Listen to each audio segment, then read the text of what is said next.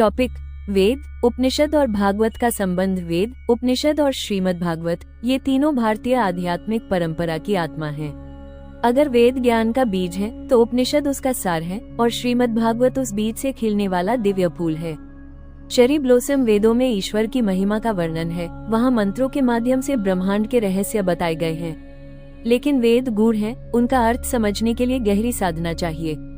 इसीलिए उपनिषद आए, उन्होंने वेदों के भीतर छिपे ब्रह्म ज्ञान को सरल शब्दों में समझाया।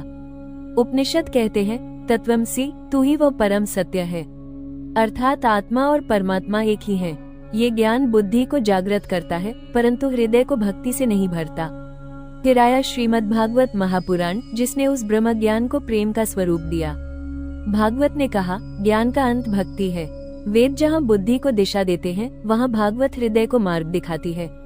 भागवत में वेदों की गूढ़ता भी है, उपनिषदों का ज्ञान भी, और साथ ही भक्ति की वो सरलता भी जो हर हृदय को ईश्वर से जोड़ देती है।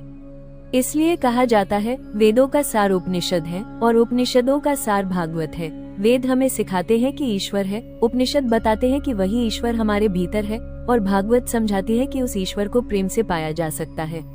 अगर तुम्हें ये दिव्य ज्ञान स्पर्श कर गया हो तो हरि बोल लिखकर भक्ति की इस धारा में जुड़ो। कल फिर मिलेंगे वैष्णव भक्ति की अगली कड़ी के साथ।